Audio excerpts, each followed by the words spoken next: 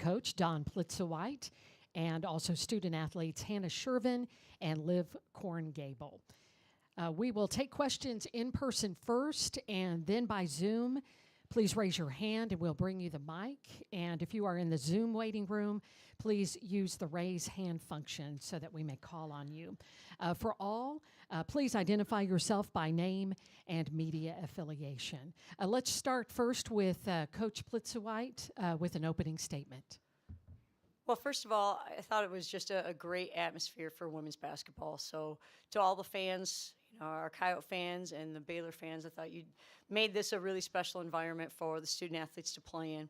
And so thank you for that. What a great opponent that we faced. And, it had certainly so many challenges. But I thought our young ladies played with an incredible amount of toughness.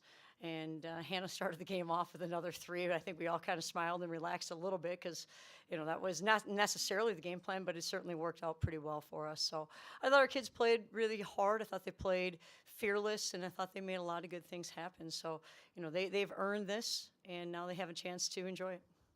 All right, thank you very much, Coach. We'll take questions for the student athletes now. Again, raise your hand, and we'll bring you the mic. And Liv and Hannah, if you'll talk right into the mic. Okay, great. Thank you. All right, do we have questions? Right here in front. Oh, that way. Jay Elson with Midco Sports. Liv, you came here with the goal to get one win and see what happened after that. And now you're going to the Sweet 16. I imagine it's going to take some time for that to set in, but right now, the emotions that you're feeling. Besides exhaustion, it's been a tough 3 days, but it's a joy. It was a great experience to play in this atmosphere, and yes, it's settling in that there's only 16 teams left playing in the tournament, so it's very cool. Stephen Hawkins with the AP. Hannah, clearly you guys came back hoping for this opportunity to be right where you are, not just to get here, but to win like you are. Talk about the emotions and the feeling now, and just talk about that start you guys got off to, not only your three, but the 11-0 start. I think that's just an testament to our preparation, whether that be for our starters or our bench players or, the people that run scout for us. Everyone came here with the mentality to prepare for each and every game, one game at a time, and I think we did a really good job of that.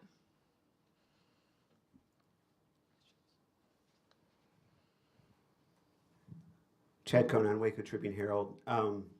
Liv, you guys just always had an answer. You never let them make a run. Is that characteristic of you guys? Is that something you just were able to do today? I think that's something that's taken us some time throughout the season to gain that chemistry and finding who has the hot hand or who has a mismatch. And I think that's something that as the season has gone on that we've been able to accomplish.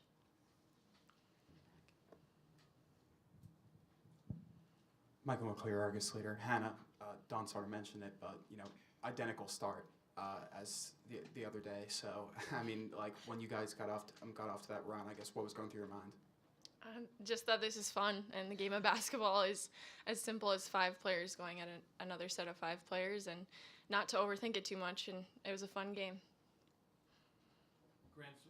Grant Sweeter, Collen Sports. For both of you, you guys have relied on your defense all season. It's been a strength of yours, but to come out tonight in the second round of the tournament and do what you did to one of the best offensive teams in the country, how did you guys do that? What was it that you guys put together? Baylor didn't make it easy for us, They made us squeeze out everything that we had left, and they were a great offensive team. And I think just staying together and adapting throughout the tournament, I think has been crucial for us from our coaches, giving us cues to work off of. And then just kind of doing everything at a very high 100% level, not kind of doing anything half-heartedly. I think that's helped us defensively.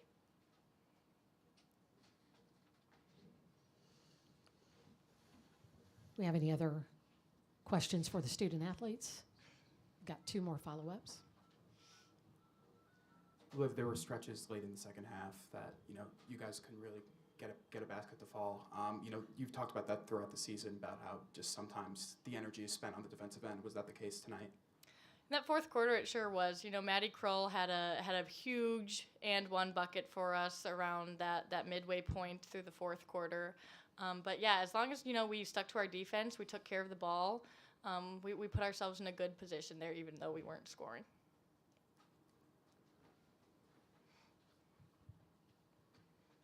Hannah, I think Melissa Smith had 10 points and just never really got on a roll like she got the other day.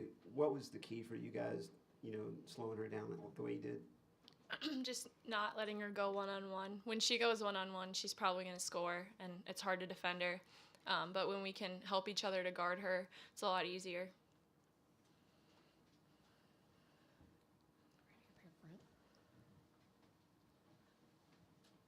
Liv, kind of building off of that, but in particularly to single one player out, Kaya's effort defensively, I thought was pretty incredible in this game, and she was on Smith a lot of the night. Can you just speak to what she brings to the floor when she's locked in like that? Mm-hmm. Kaya, she's very special defensively, and I think it surprises people at times, what she's capable of, and she's really grown into her own expectations for herself and what she's capable of, and this past success she's had against great players. I think that those past successes really help her to gain confidence and instill in herself that she can guard anyone. All right, if no more questions here, we'll go to Zoom. Lindsay? Hey ladies, Lindsay Schnell from USA Today. Congratulations on the win. For both Liv and Hannah, I wondered, you're the second 10 seed to make it into the Sweet 16. And you both mentioned, this incredible atmosphere, but would we see even more upsets and even more mid-majors dancing deeper if we played everything on neutral courts instead of at home? They had a lot of fans here tonight. Baylor's fans really showed out for them, but I think our fans, traveling from South Dakota to Texas or wherever they came from really showed up for us too. So to us, I don't know that it really felt like they had that many more fans than we did. They might have, but our fans were loud, and that helped us. Yeah, I think as mid-majors, especially in South Dakota where there's no professional sports, we travel very well, and we're very grateful for that.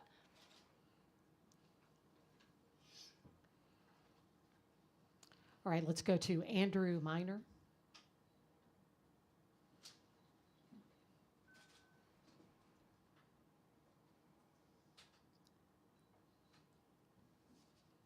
Hey, can you guys hear me? Yes, there you go. All right, this is for both Hannah and Liv. For Baylor, this was their first home non-conference loss since 2014 when number 1 UConn came in and beat them. I was just curious, again, with that game plan that you prepared and then seeing it all the way through, what that means to both of you.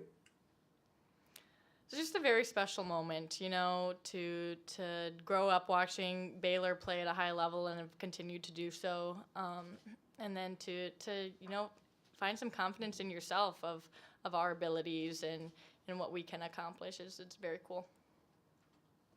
I would agree. As a post player, Baylor's known for having really talented and athletic girls inside, and for us to get this win means a lot. All right, let's go now to Alexa with ESPN. Hi there, this is for both Liv and Hannah. Your coach said that you all played with a fearlessness tonight, and I thought that was pretty apparent from the jump. Where would you say that came from? I would say a lot of that comes from our coaching staff, and I would say our teammates as well. But at the top of our tier, our coaching staff has instilled that fearlessness, and to want the ball and to not do anything half-heartedly. And I think that also comes from past players. Kira Duffy was someone who I looked to who was just so fearless and didn't care if she made a mistake and just ran back on defense, got a stop, and came back and threw up the next shot. So just kind of pulling from coaches and players and each other, that's a big part of our fearlessness and confidence. All right, last question via Zoom from Zach James. Hi, ladies. This is for either one of you. Do you consider this game an upset, this win an upset?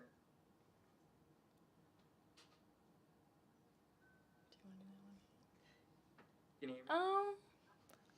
Well, yeah, 10 and a 2 seed. I would consider it an upset. But I think, our non-conference schedule, we didn't see the success that we wanted, and those games really helped to prepare us for this moment and to realize, how hard and how tough you have to be to play against Power 5 teams.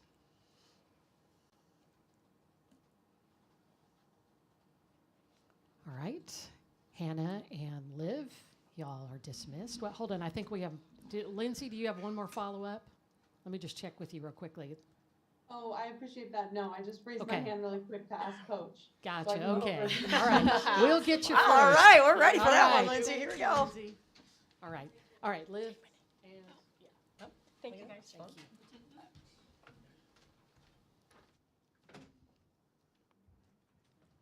All right, now we'll take questions for Coach Plitzuweit. So if you'll raise your hand again and identify yourself by name and media affiliation. Don Stephen Hawkins with the AP. Can you talk about your super seniors, the girls that came back? And I mean, this is obviously what they came back for. Well, it's so special to have the young ladies that we do, and for them to come back, I think certainly speaks volumes of what they wanted to accomplish, and they obviously knew they needed all three of them together. It's kind of tough for us because Monica Arns and Claudia Kunzer were in this class too, but didn't have the opportunity to really come back with their nursing schedule in year 5. And so, for them to help us get to this point, it's certainly very special for those two as well. But I remember Liv talking to me at the beginning of the year and saying, you meet with your team and you talk about our individual players, what you want to see. And Liv said, I don't want to just play against good teams in our non-conference. We'd like to get some wins in our non-conference. And then when we didn't get many wins early on in our non-conference, I kept thinking, man, we just got to kind of hang tight. And I thought now, I've been thinking about it a lot the last couple of days with the draw that we have with 2 Power 5s and for Liv to now be able to see, okay, maybe it didn't come right away, but, now we have had a chance to do something really special. Jay Olsen, Midco Sports. Dawn, Sweet 16, second Summit League team ever to do that. Has that part of it sunk in? Have you allowed yourself to think of just how special that part of it is? Well, it's really tough, but it's really tough to get to this point. Obviously, it's tough to win games at any point in time, but certainly I think this group of young ladies, and this is where we struggled early in the season, our calling card has been our defense. And yes, we can score points at times. We didn't score very efficiently, but again, we used a lot of energy defensively. And so for them to really stay the course is really, really special. And it's a great opportunity. I laughed because when we were this is the second to last practice at the SCSE, our home arena, Hannah said, okay, this might be our last practice, or this is our last practice here. And I said, well, no, Hannah, we come back, and then we get to practice again. And she goes, oh, really? We thought we stayed on the road because that's what we did. Teams stayed on the road last year. And she's like, well, Coach, we don't know. So we laughed after the game. I said, Hannah, we get to go home and practice again. And she goes, see, I just didn't know. We didn't talk about any of those things. And so just kind of a fun moment for these young ladies. So their leadership and their toughness has been really special. Obviously, Liv, Chloe, and Hannah have been premier Summit League players for a while, but does a run like this prove that these are 3 of the best players in the country?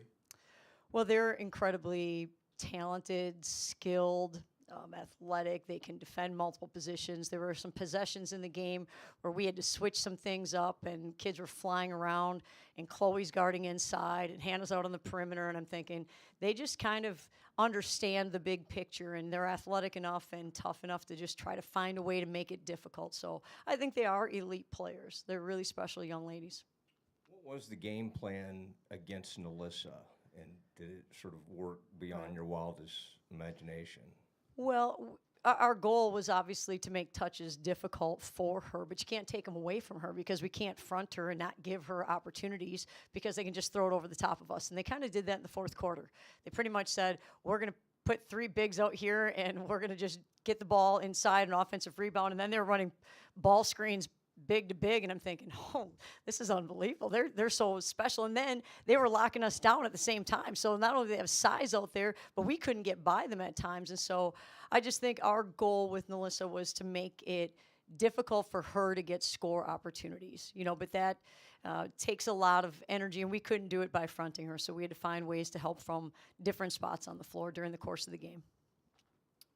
You obviously give a lot of credit to your players, but what does this moment mean for you and your career? Well, I think it means a lot for our program. I think it means a lot for our university. I think it means a lot for our women's basketball program and all the student athletes, now they're old ladies or older ladies, that have built this. It started in the Division II era. And the great thing is our alumni have been really, really special in terms of supporting us into the Division I era. And so it's been a big moment for all of everyone that's involved in our program. It's been really special. Our daughter's playing in the Elite Eight, or she's redshirted. She doesn't get to play, but don't have a chance to see her play tomorrow, and I think she'll be okay with that. She'll understand that. So she got to find a way anyway. So that it's been certainly a very special moment for everyone involved in our program. Don, you guys became the record eighth double-digit seed to win on the first weekend of the women's NCAA tournament. What does it say to have so many double-digit seeds, so many so-called upsets in the first round of the women's tournament? Well, I think certainly on this end of it, we are very experienced. There's no doubt about that. We have super seniors. We have, I don't know if they're called super freshmen or what they are, redshirt freshmen or COVID freshmen or what they are, but we have a very experienced group, and certainly that definitely helps at this point in time. We had a very special team back in 1920 that didn't have a chance to play in the NCAA tournament until I think and these young ladies were on that team at that point in time, and so for them to have the opportunity has been something that they wanted and they've relished, and they've certainly taken advantage of being in the moment for 2 games. Don, could you address Kaya's performance defensively tonight and just what a high level player she is on that end of the floor? Well, Kaya is someone who, obviously came out of Rapid City Stevens, and I didn't understand what one of our fans was chanting when she was at the free throw line at the end of the game, saying, "Let's go Raiders," and I kept looking back, and I'm thinking, we're not the Raiders. And I figured out that was her high school mascot, so I thought that was pretty funny. I'm like, okay, move on. We're in college now. But Kaya is someone who I think was someone we recruited with a lot of potential. And she has proven to have an awful lot of toughness at the same time. And so she has continued, I think in this tournament, I really believe that Maddie Krull and Kaya Watson heading into the tournament really got better and certainly were challenged because we needed them to get better. Grace Larkins, Allison Poplowski, Janaya, Macy. I mean, those young ladies got some really valuable minutes, and Kaya certainly has taken advantage of it. And they all have, but Kaya's taken advantage of it on both ends of the court.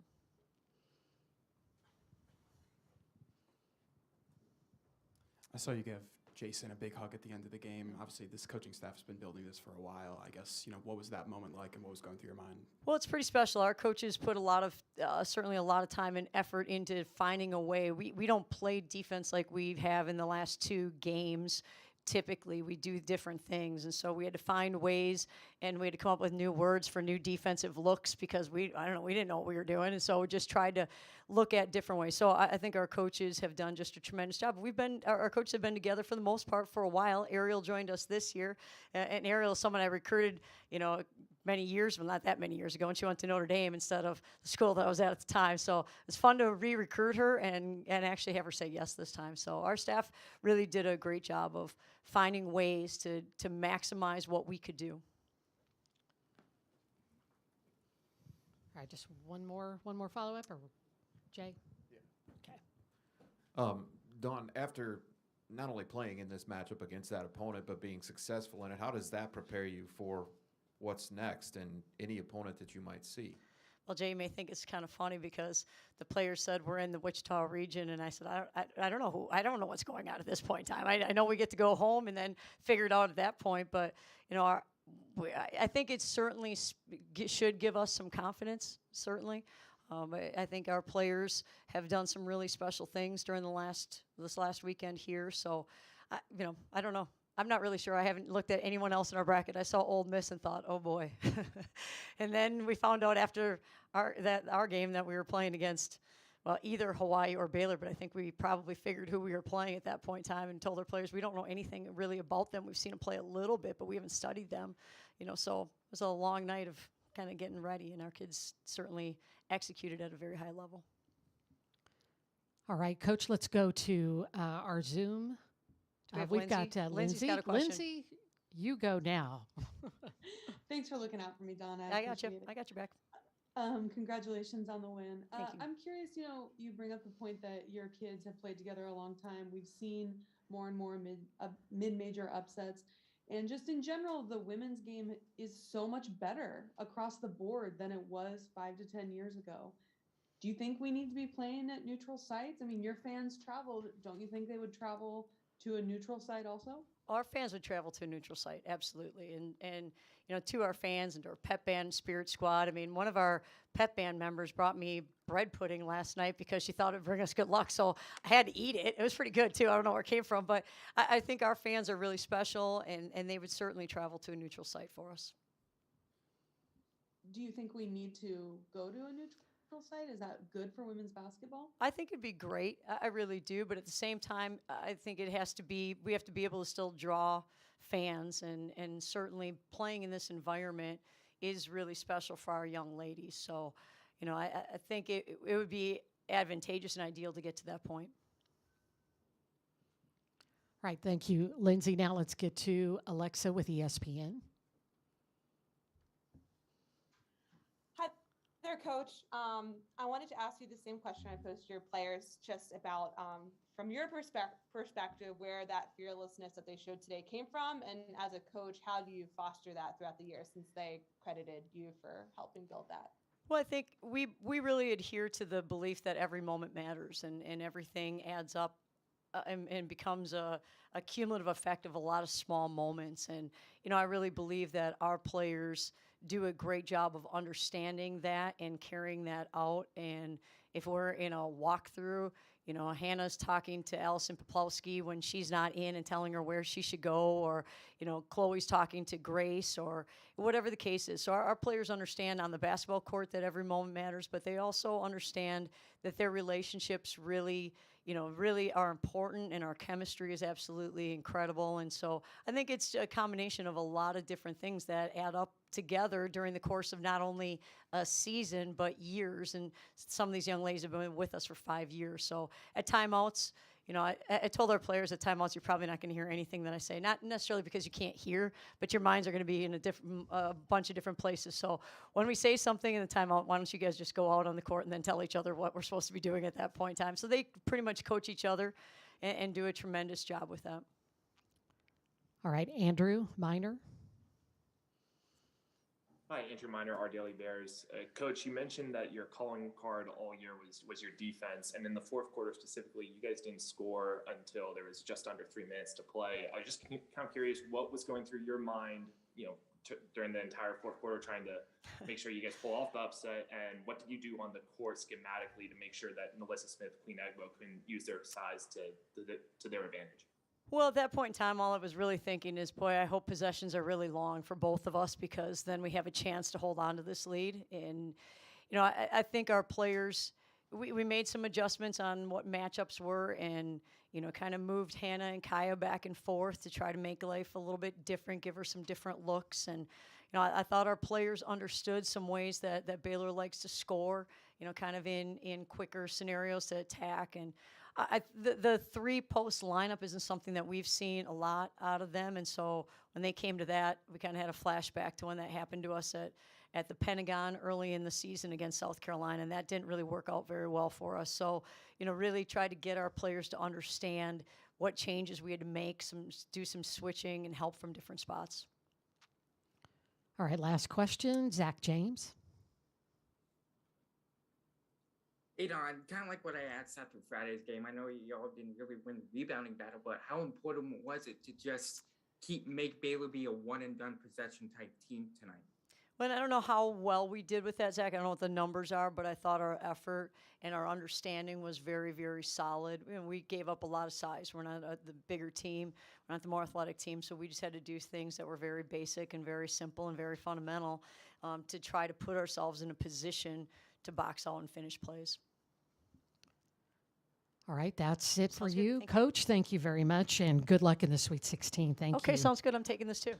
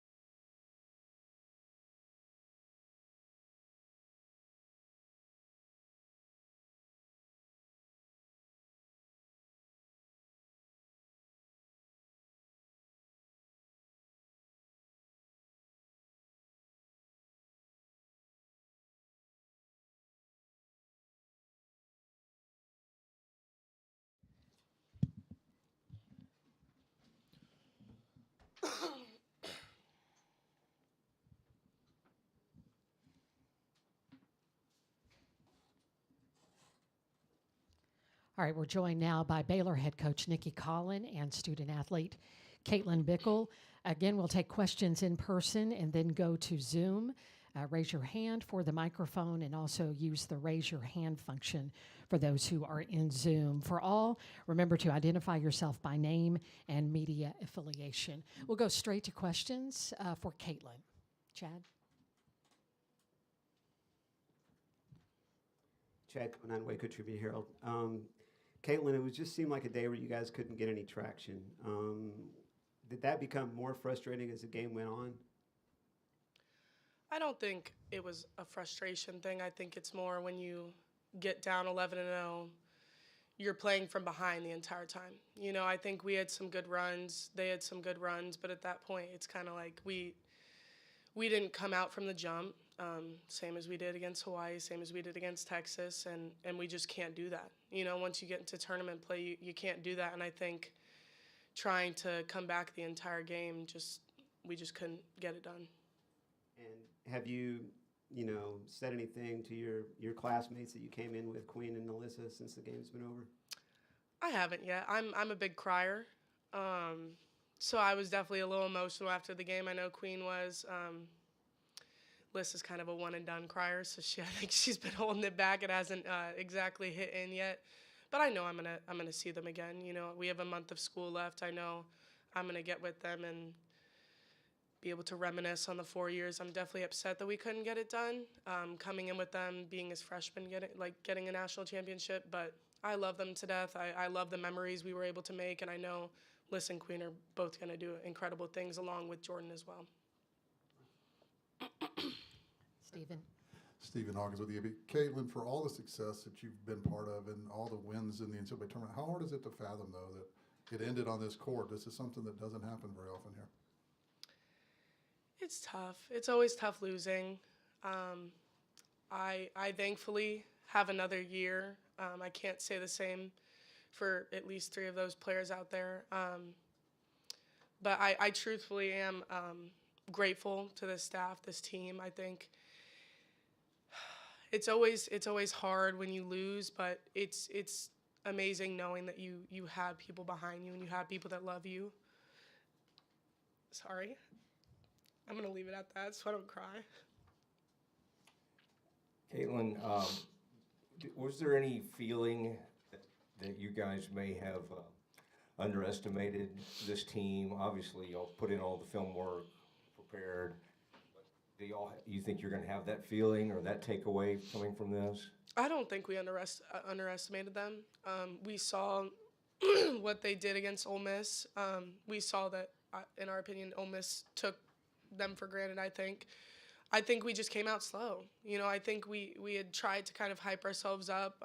Obviously, we don't have a huge roster. There's several things that, you never truly know. We didn't come out with enough energy from the start. They were hitting shots from the start. There were certain things that, certain plays we could have done better defensively. They're a very similar team to Iowa State, I think. Good comparison. I think they have more height. I think they're better inside comparably. They don't always settle for 3, obviously, and we saw that today. But they're a good team. I mean, I think if we had played our best game, our best Baylor basketball, without a doubt, I think we could have won. But that wasn't the case, and South Dakota did play their best game. So. Caitlin, I know it's hard being on this side of it, but they were the record 8th double-digit seed to win on the first weekend of the women's NCAA tournament. What does that say about women's college basketball that there's so many teams like that are able to pull off these kind of wins? I think it says a lot about women's basketball. I think, obviously, this is the first year that we've really gotten to be March Madness. And everyone has always joked, there's no upsets. It's always 1 beating 10, 1 beating 2. Like, you never get any surprises. And I think ever since, honestly, the pandemic, even last year, you saw a lot. And you could have said that was because of COVID, things like that, players in and out. Teams had excuses. And I think this year we saw in the Big 12 a lot of teams competing more. You never knew what team was going to show up one night, who was going to win, who was going to play better basketball. And I think that's showing a lot in March Madness. Obviously, that showed with Creighton beating Iowa, South Dakota beating us, several other teams getting upsetted so far in this tournament. Jerry Hill, Baylor Bear Insider. Caitlin, y'all seen just about every kind of defense, with the post players you have. What did they do specifically, or was there anything they did to take away Nalissa and to a lesser extent maybe Queen? I think they do a great job of gapping. I think they do a great job of not exactly letting our post against them. You know what I'm saying? We've had that before. I think we just needed to get into screen action, things like that, roll. Obviously, backside was open, but they were very much in help, and they did it very, very well, knowing when to come to the post, when we caught it, surrounding them. And we honestly haven't seen that a lot in Big 12 this year. Truth be told, for people that have watched Big 12 the past 4 years, I mean, when we had Kalani Brown, Lauren Cox, Liz, and Queen even last year, people were trying to double and triple team them every single time they touched the basketball. And that wasn't exactly the case this year because we have a much more spaced offense. We're able to dribble drive, things like that this year. We shoot the three a lot more, and I think South Dakota just did that to a T. They did that very well.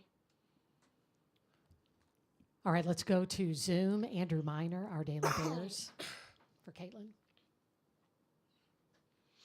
Caitlin, Andrew Meyer, our Daily Bears. You mentioned the past 3 games. You guys didn't maybe come out with the right focus or energy. You had a terrific stretch in the season where you were basically in must-win games to even get to the point to win the Big 12 regular season championship, and then it seemed like you just maybe fizzled out at the end, just didn't have enough gas in the tank. What was, in your estimation, what kind of happened in those last three games where you just didn't have enough to replicate that success of the season? I'm not sure there's one specific thing, at least from me being on the team. I mean, I don't know if the coaches maybe saw something or something like that, but being inside of it, every single day you're kind of just pushing through. Obviously it's hard on your bodies every single day, and the coaches did a great job. Our trainer did a great job this year, especially with our numbers, just making sure that we were as healthy as we could possibly be. And you never know, whether it's a mental toll, physical toll, you never know kind of individually what each player is feeling or thinking at that moment. So I don't think there's any one specific answer. All right, thank you very much, Caitlin. You can. Am I good? You're allowed to leave. Love you.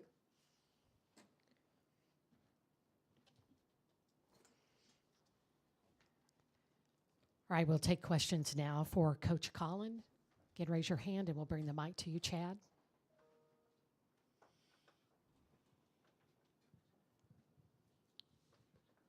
Coach, it seemed like they just played the way they wanted to play their basketball game and did it, as about as well as it could be done. Is that the way it looked from your sideline?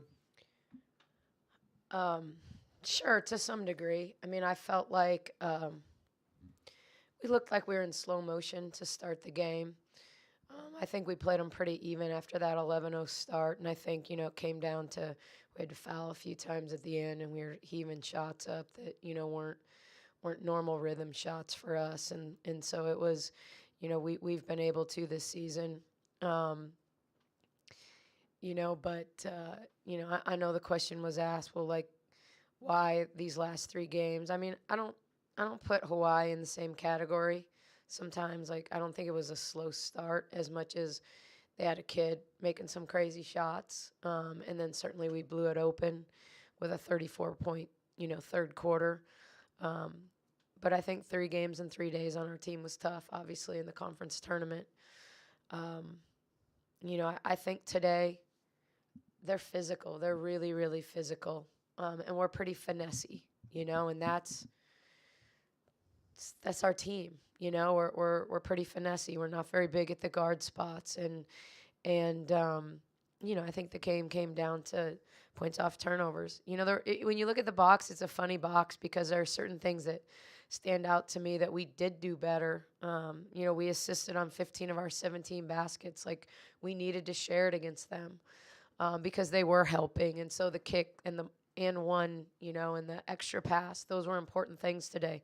They had 10 assists. That's a really good passing team that only had 10 assists. So a lot of times it came down to late possessions where they put their head down and made plays. And, you know, and they had, I mean, when you look at their roster, 42 of their 61 points came from fifth-year seniors, you know, that are playing this year because they had a COVID year. And they decided to stick together. And you ask, why are there more upsets this year? That's why.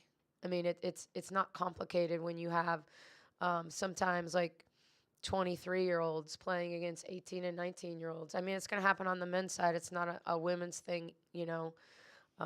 And those guys were great. I mean, and especially at the beginning. I mean, they were their entire first half. They had 2 points in the first half that weren't scored by their big three. And then I thought we did a lot of things better, you know, as the game went along defensively when we got matched up better. You know, I mean,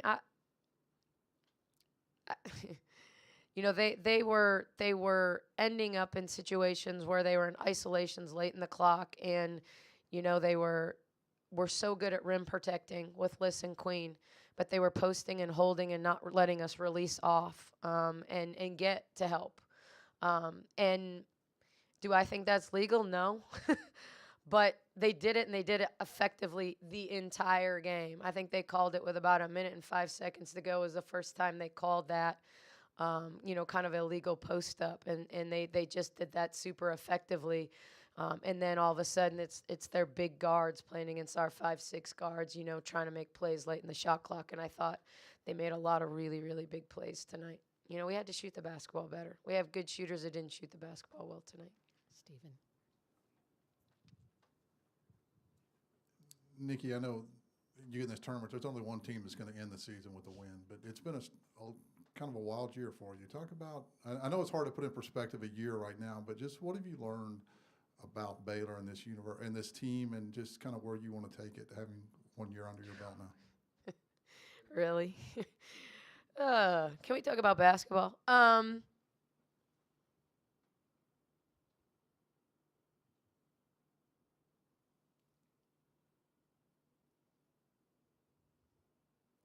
Got really good kids. I've got really, really good kids in that locker room that believed in what we were doing, that trusted the process, and that's so cliche because all coaches say that. You just got to trust the process. But change is hard. Change is really, really hard for everyone. I don't care how old you are. Change is hard, especially when you've had success. And so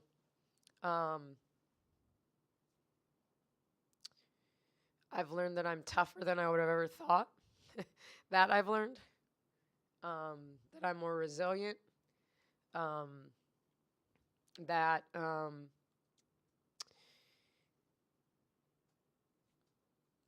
I think I can coach with anybody in the country. And I've got an unbelievable staff. And I think slowly and surely the Baylor family realized, like, that maybe I do fit in here, whatever that sounds like or looks like, or and I think that was hard for them too. I think change is hard. And so I'm incredibly grateful. I'm sure they're not happy with me right now. And that's okay, because I'm not real happy with me right now either. But, you know, we're the one thing I refuse to do and will always refuse to do is put anything on our players, ever. And I'm just not wired that way, you know, and I'm not wired to start talking about the future, because I think right now it's about these guys in the locker room and their last game here at Farrell. And so, you know, I just think, you know, I know we're going to be okay. But right now it just hurts to not be planning a trip to Wichita. Jerry. Thanks. Jerry Hill, Baylor Bear Insider. Come on, ask me a question about the game. I Okay. am. Okay, am. great, Jerry. And Thanks. actually, one that you brought up, the points off turnovers. Yeah. And the turnovers weren't that big of a difference, but it was 20-2 in points off turnovers. How did they capitalize that much more than you guys did? Well, a lot of them, honestly, a lot of theirs were dead ball turnovers versus live ball. So, and points off turnovers can be a funny stat. Like, you know, without knowing 100%, you know, like it can be the possession. You know, you can throw the ball out of bounds and set your defense, and if they score, it's still a point off turnover. So, you know, I have a pretty photographic memory, but I can't line them all up. I just felt like, you know, they were so physical. We weren't holding our seals early, and so we had some post-entry turnovers. We got better at that as the game went along, but I thought Shervin did a good job of staying loose, and we weren't holding and releasing and going and getting the ball. So I thought that was one of our early issues with turnovers. Secondly, when our guards were missing shots that they're more than capable of making, they lost their confidence. They just, in the midst of the game, you know, and they made turnovers because they didn't want to take the shot, you know, and that's when you kind of know you're beat. When you've got three really good guards that are really good shooters, who as a coach and as a staff and as a team you believe in, who are turning down shots and then attacking the lane and trying to play over. And you know what? The backside 2-on-1 was there all night long. And we knew it. But part of when we've had some struggles this season, some of it has been the size of our guards, the size of our backcourt. We just don't have any big guards. And so, other than our posts, who we call big guards, because everybody's a guard these days. You know, but when we got deep in the lane or we were attacking the paint and trying to play to the backside, we had people open and they knew they were open, but we were trying to play over them rather than under them or between them. And sometimes it needed to be one more dribble. Sometimes we needed to fan out a little more to create those kind of windows and gaps to make those plays. But it was that, you know, it was us, like Sarah, Jordan, Jamie. They were just getting in there and trying to play over the defense. And they're all 5'10", all their guards, you know, everyone but Shervin is 5'10", so they're all the same, you know, and they just played big, and they were really good in help side. Yeah, Nikki, Jack Allen, 25 News in Waco. Caitlin talked a little bit about how that slow start, it just felt like y'all were having to play from behind the whole game. How does that kind of affect you mentally and affect what y'all are able to do when you're fighting to get back into a game? Yeah, I mean, it was a slugfest. It was super physical, and they were, you know, with Queen in foul trouble and Jaden turning her ankle, our bench got shorter than it's been all season long, and we looked tired. I mean, we needed the timeouts just to catch our breath because, you know, they ran so much motion. And I thought, considering we had zero real prep to guard motion offense, we didn't lose the game because of our defense. Like, you know, we didn't. I mean, statistically, they shot below 40%. They assisted on 10, you know, they scored 20 baskets. Like, our offense let us down, you know. But it was a slugfest. It was physical. We had to fight around screens for 20 seconds, 22 seconds, like, and then, you know, play one-on-one and try to finish a possession out. So I think it was just the nature of, there are certain teams that you play against where when you play against Oklahoma, 9 points is nothing for them or you. Like, it's not, you just know the number of possessions in the game. You know, being down an 11-0 run is going to happen at 3 points during that game. In this game, you know, sometimes being down 10 feels like 20 because you're slugging it out every possession and you're having to work. And I thought the physical part of the game wore us down. They were very, very, very physical with us. All right, Coach, let's go to Zoom. We've got Lindsay Schnell with USA Today. Hey, Nikki, Lindsay with USA Today. I know it's really hard to lose on your home floor, but I'm interested to hear your perspective on this because you came from the pro game and have just observed college basketball for so long. Do we need to move all the women's games to neutral sites? Is that going to help grow parity even faster? I think I think we have to be clever about it. I don't think we want to take away from the athlete. I think the fact that Creighton went into Iowa and won in front of a sellout crowd. Kudos to the Hawkeye fans for selling out their last 3 games. It's incredible, and great fans here in Waco this weekend. Um, the one thing I don't want to see our game do is go to neutral sites and not play in front of everyone. I mean, you look at the Big 12 tournament and had Iowa State beaten Texas in the semifinals, it would have been certainly 10,000 Iowa State fans. But instead there was a nice little contingent from Baylor and one from Texas. But it didn't have the building didn't have the same energy as watching the Iowa State-Texas game and watching Texas beat Iowa State. So I would want to know that we have a plan for how to put people in the stands at neutral site games. And if we do, awesome. I mean, I know it's controversial to start talking, I'm not throwing, but Debbie Antonelli's been talking about Sweet 16 to Vegas. I think that's a unique idea of how we can grow our fan base and fans can plan every year to be places. I mean, I think women's basketball people will travel, but is moving from Bridgeport to Hartford to wherever is that really neutral? Each year. So I would love to say yes. I would really love to say yes. And we just lost. And I do think it would cause more upsets.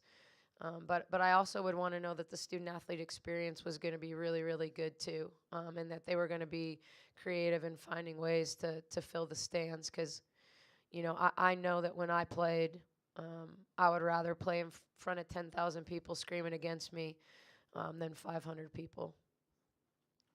Our last question from Andrew Miner. Yeah, Andrew Miner, our Daily Bears. Coach Melissa Smith didn't have her best day today, obviously, but she had an outstanding career. I know this is obviously your first year with the program and coaching her, but how would you sum up and want fans to remember Melissa Smith as well as your other seniors and this entire year? I mean, Melissa had 2,000 points and 1,000 rebounds. That's remarkable. It's remarkable consistency. I think especially as someone who got 2,000 and 1,000 and didn't start as a freshman. I don't know that there's been a lot of, you'd have to go to stats.com to find that out, but who's scored 2,000 points in their career and didn't start? Knowing that Kalani and Lauren were here. She won a national championship, and she was a big part of that. Obviously, Lauren got hurt in that national championship game, and so, a great player. I think a great player that developed her game. I think she's the #1 pick in the WNBA draft. And if she's not, I'll be disappointed, but that's Mike Tebow's choice, so I'll just bother him if he gets it wrong. But, I think Liz is pretty quiet. She's not, but she just kind of quietly goes about her business. She's competitive. She's had some of her biggest games when we've needed her the most. When she struggled at times, she's rallied and then had huge games in second halves when we've needed her. She came back from an injury against Texas and played all 20 in the second half, and I was prepared to not play her 2 seconds. And so I think she's got a warrior mentality. I still think her best basketball is ahead of her. And that's not always the case. Some players, show their best at the collegiate level, and some people have a whole nother level. And I just firmly believe Liz has a whole nother level to get to as she really understands the pro game and spacing. I think long term, I think I think the kid can also be a kid that like goes and gets a triple double, and becomes like a really great passer because she does so many things well with the basketball.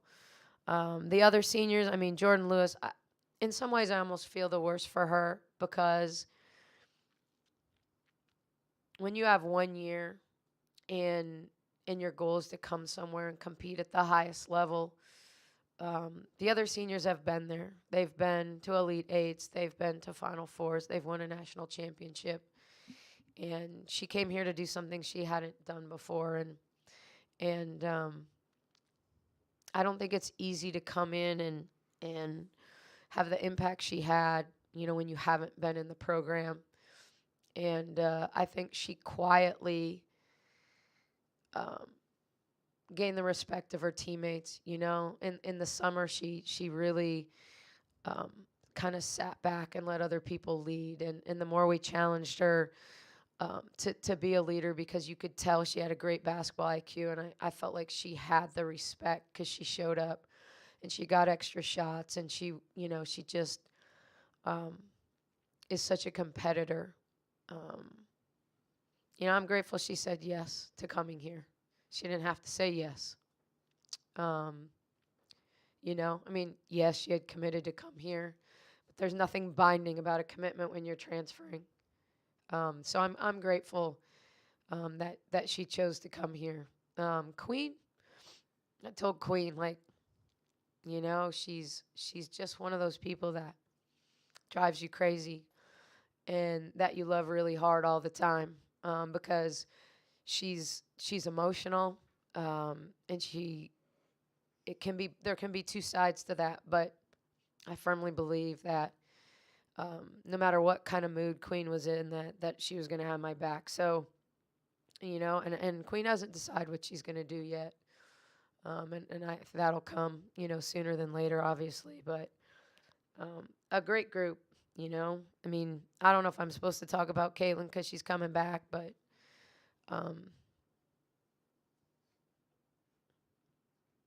how we play was really good for Caitlin. You know, she's probably the one kid that maybe didn't fit, you know, how they played in the past. And so she was such a great team player, but, you know, just never got a lot of minutes. And, you know, I thought she was our sixth starter all year long. And there were a lot of times where we were better on the floor without her. I mean, look at the game tonight. I mean, we couldn't get any traction. We were still +3 in her 27 minutes. So the game changed, you know, when she was in it. You know, and she learned to play the three a little bit this year, which she's never done before, and became a little bit of a big guard for us. So, you know, and Jamie, who's coming back too, is a senior. And I think people don't realize that Jamie and Jordan and Sarah didn't get a lot of minutes here. Jordan didn't play here, and Jamie didn't play here a year ago. So I think what we did was pretty special with 3 new starters at the guard spots. All right. Thank you very much, Coach. Thank you.